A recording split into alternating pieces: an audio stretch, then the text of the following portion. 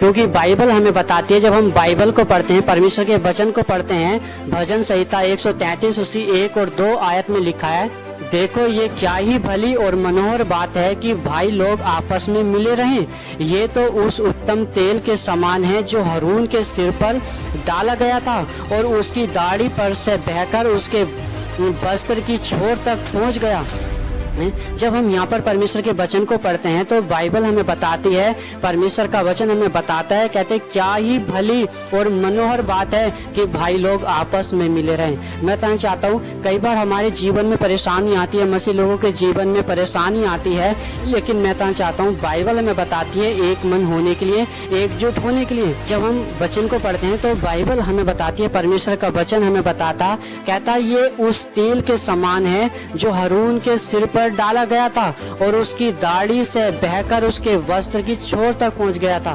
मतलब जब भाई लोग आपस में मिलते हैं, जब भाई लोग आपस में एक मन रहते हैं, एकजुट रहते हैं, तो बाइबल बताते हैं वहाँ पर अभिषेक काम करता है, वहाँ पर अभिषेक बढ़ता है, वहाँ पर अभिषेक बहता है। मैं बताना चाहता हूँ आज हमें एक मन होने की क्या है जरूरत है। मैं बताना चाहता हूँ जहाँ पर लोग एक मन नहीं होते हैं वहाँ पर बहुत सारी परेशानियाँ बनी रहती हैं, लेकिन मैं बताना चाहता हूँ परमेश्वर का वचन हमें बताता है एक मन होने के लिए। उसी तरह जब हम पढ़ते हैं यहाँ पर यूहन्ना रचित सुसमाचार 13 उसकी 35 आयत में लिखा है, यदि आपस में प्रेम रखोगे तो इसी से सब जानेंगे कि तुम मेरे चेले हो। बाइबल हमें बताती है कि तुम एक दूसरे से प्रेम रखना है, तुम एक मन होकर रहना, एकजुट होकर रहना। कहता है जब तुम एक दूसरे से प्रेम रखोगे, एक मन होकर रहोगे, तो इसी से जानेंगे कि तुम मेरे चेले हो। मैं कहना चाहता हूँ हमारी परमेश्वर ने एक पहचान दी है, अगर हमारे अंदर प्रेम है, हम एक मन से रहते हैं, एकजुट होकर रहते हैं, हम एक दूसरे से प्रेम रखते हैं, तो मैं कहना चाहता हूँ हमारी पहचान है कि हम मसीह के चेले हैं। हालेलुया। और जो लोग है ना एक दूसरे से प्रेम नहीं करते हैं, जो लोग एक मन होकर नहीं रहते हैं, मैं कहना चाहता हूँ वो परमेश्वर के चेले नहीं है। उसी जब हम फिलिपियों उसकी 2 और उसकी 2 आयत में लिखा है, तो यहाँ पे भी लिखा है, तो मेरा ये आनंद पूरा करो कि एक मन रहो और एक ही प्रेम, एक ही चित्त और एक ही मानसा रखो।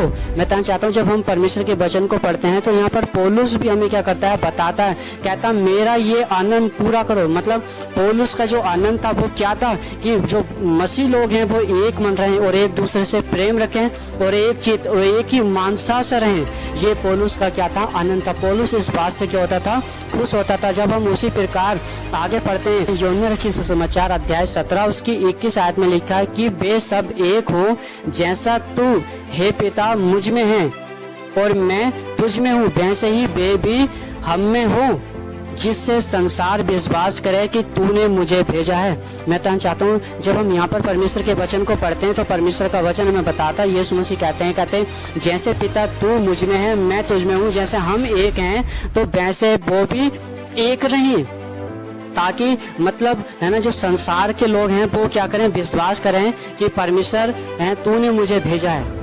आप समझ रहे हैं, जब हम एक मन होकर रहेंगे, जब हम एक दूसरे से प्रेम रखेंगे, जब हम एक मन होकर रहेंगे, तो मैं कहना चाहता हूँ लोग हमें देखकर, हमारे प्रेम को देखकर, हमारी एकता को देखकर लोग परमेश्वर यीशु मसीह पर विश्वास करेंगे कि परमेश्वर ने यीशु मसीह को इस धरती पे भेजा था। हालेलुया। तो आप सोच के देखो कि हमें एक मन होकर रहने की कितनी जरूरत है। उसी प्रकार जब हम यहाँ पर पढ़ते हैं पहला यूहन्ना 3 उसकी 14 आयत में लिखा है, हम जानते हैं कि हम मृत्यु से पार होकर जीवन में पहुँचे हैं क्योंकि हम भाइयों से प्रेम रखते हैं और जो प्रेम नहीं रखता है वे मृत्यु की दशा में रहता है। जब हम यहाँ पर परमेश्वर के वचन को पढ़ते हैं तो परमेश्वर का वचन हमें बताता अगर मसीह लोग है ना आपस में एक दूसरे से प्रेम नहीं रखते हैं, वो एक मन होकर नहीं रहते हैं, तो वो मृत्यु की दशा में रहते हैं। लेकिन जो लोग एक दूसरे से प्रेम रखते हैं, एक मन होकर रहते हैं, बाइबल हमें बताती है, परमेश्वर का वचन हमें बताता है कि वो जीवन में प्रवेश कर चुके हैं। हालेलुया। आज हमें देखना है कि हम जीवन में प्रवेश कर चुके हैं या हम मृत्यु की दशा में। तो इसीलिए हमें एक दूसरे से प्रेम रखने की क्या है, बहुत ही जरूरत है। जब उसी प्रकार जब हम यिर्मयाह 32 और उसकी 39 आयत में पढ़ते हैं तो यहाँ पे लिखा मैं उनको एक ही मन और एक ही चाल कर दूंगा कि वे सदा मेरा भय मानते रहें, जिससे उनका और उनके बाद उनके वंश का भी भला हो। मैं आपको बताना चाहता हूँ, जब परमेश्वर के हम वचनों को पढ़ते हैं तो परमेश्वर का वचन हमें नए नियम को पढ़ें या पुराने नियम को पढ़ें, परमेश्वर का वचन हमें एक मन होने के लिए बोलता है, हमें एक चित्त होने के लिए बोलता है, एक दूसरे से प्रेम करने के लिए बोलता है। ऐसा करने से क्या होता है, बाइबल हमें बताती है कि हमारा जो वंश है आने वाला उसका भी भला होगा और हमारा भी भला होगा। तो हमें परमेश्वर के वचन को समझने की जरूरत है। हालेलुया। जब हम उसी प्रकार जब हम पढ़ते हैं इफिसियों 4 उसकी 3 आयत में लिखा है, इस वचन को पढ़ते हैं तो बाइबल हमें बताती है, कहता मेल के बंधन में आत्मा की एकता रखने में कहते क्या करो, यत्न करो। हालेलुया। जब हम इस वचन को पढ़ते हैं तो परमेश्वर हमें एक मन होने के लिए क्या करता है, उत्साहित करता है। कहता आत्मा की एकता में, हालेलुया। कहता तुम एक मन होने का क्या करो, यत्न करो। उसी प्रकार जब हम यहाँ पर पढ़ते हैं उत्पत्ति की किताब अध्याय 13 उसकी 8 आयत में लिखा है, तब अब्राम लूत से कहने लगा मेरे और तेरे बीच और मेरे और तेरे चरवाहों के बीच में झगड़ा होने ना पाए, क्योंकि हम लोग भाई बंधु हैं। हालेलुया। मैं आपको बताना चाहता हूँ, जब हम इस वचन को पढ़ना शुरू करते हैं, यहाँ पर जब कुछ और आगे पढ़ते हैं तो बाइबल बताती है अब्राहम और जो लूत थे उनके जो चरवाहे थे, मैं बताना चाहता हूँ उनके बीच में क्या होने लगा, झगड़ा होने लगा। तो जब यहाँ पर जब हम पढ़ते हैं तो अब्राहम लूत से कहता है ऐसा कर कि हम में झगड़ा ना हो, तो हम क्या हो जाए, अलग अलग हो जाए।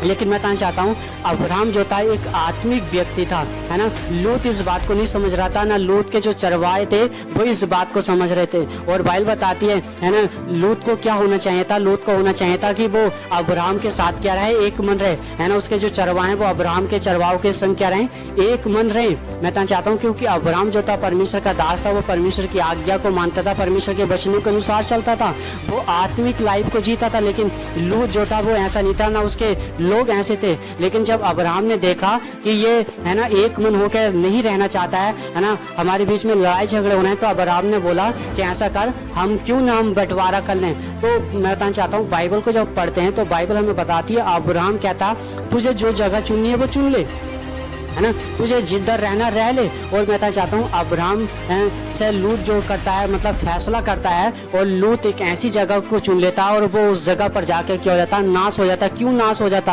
है ना, क्यों परेशानियों में पड़ जाता है, क्योंकि लूत जो था वो आत्मिक व्यक्ति नहीं था, है ना। उसके जो लोग थे वो आत्मिक लोग नहीं थे। मैं कहना चाहता हूँ, है ना, वो परमेश्वर का भय नहीं मानते थे, वो परमेश्वर की आज्ञा नहीं मानते। लेकिन अब्राहम ऐसा करता था। अगर लूत समझदार होता या आत्मिक होता तो मैं समझता हूँ कि लूत अब्राहम को छोड़कर कभी भी नहीं जाता। लेकिन मैं कहना चाहता हूँ जिनके अंदर परमेश्वर का प्रेम नहीं है, जो एक मन होकर नहीं रहते हैं, मैं कहना चाहता हूँ वो हमेशा परेशानियों में घिरते, जिस तरह लूत पड़ा।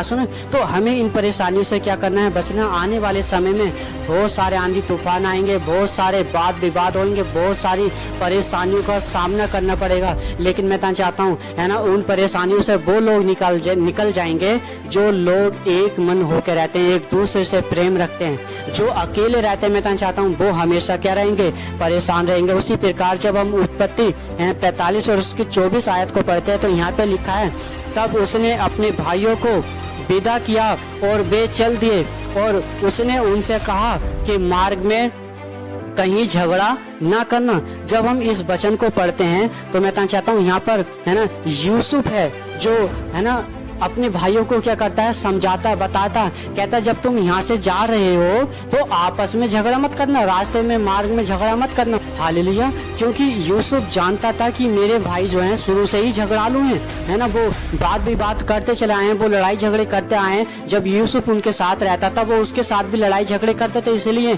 यूसुफ जो था अपने भाइयों को समझा रहा था कि जब तुम मार्ग में जाओ तो कोई भी किसी के साथ लड़ाई झगड़ा मत करना, बल्कि एक मन रहना और एक दूसरे से प्रेम करना, है ना। क्योंकि मैं कहना चाहता हूँ यूसुफ ने ये सब चीजें क्या की थी, देखी थी, और वो इसीलिए अपने भाइयों को क्या कर रहा था, समझा रहा था। मैं कहना चाहता हूँ यूसुफ का जो जीवन था वो परमेश्वर के प्रेम से भरा हुआ था, है ना। परमेश्वर की आज्ञाओं को वो मानता था, वो एक दूसरे से प्रेम रखता था, अपने भाइयों से, है ना, वो प्रेम रखता था। उनके भाइयों ने यूसुफ के साथ इतना कुछ बुरा किया, लेकिन फिर भी यूसुफ ने अपने भाइयों के साथ कुछ भी बुरा ना किया। और मैं कहना चाहता हूँ यही वजह थी कि यूसुफ एक बहुत बड़ा अमीर व्यक्ति बना मिस्र देश में, है ना, वो राजाओं की तरह रहने लगा, है ना। परमेश्वर ने उसके पद को बढ़ाया, है ना, उसके सिर को ऊंचा किया। परमेश्वर ने यूसुफ को अकेला नहीं छोड़ा उन परेशानियों में, और परमेश्वर ने यूसुफ को, है ना, वो आशीष दी, वो बरकत दी जो उसके भाइयों के पास नहीं थी।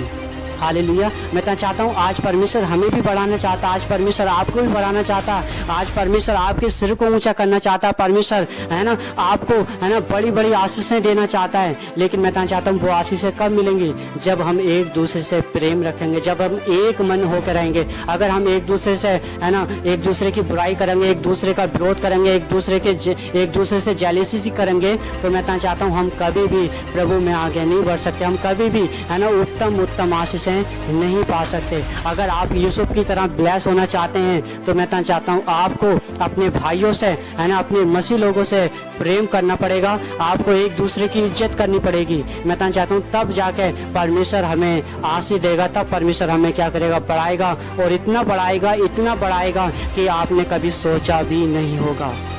हालेलुया। मैं आपको बताना चाहता हूँ, अगर आप एक मन होने का निर्णय लेंगे कि मैं अपने मसीह भाइयों से प्रेम करूंगा, मैं उनकी इज्जत करूंगा, एक मन होकर रहूंगा अपने घर परिवार में, अपनी कलीसिया में, है ना, अपनी जगह पर, है ना, जहाँ भी आप रहते हैं, अगर आप निर्णय लेंगे कि हम एक मन होकर रहेंगे, एक दूसरे का साथ देंगे, तो मैं तो चाहता हूँ परमेश्वर आपको बढ़ाने के लिए जा रहा है। आप मेरी बात याद रखना, मैं तो चाहता हूँ आप वो आशीष पाने के लिए जा रहे हैं जो अभी तक आपने नहीं पाई है। हालेलुया। परमेश्वर आपको इन वचनों के द्वारा बहुत आशीष दे।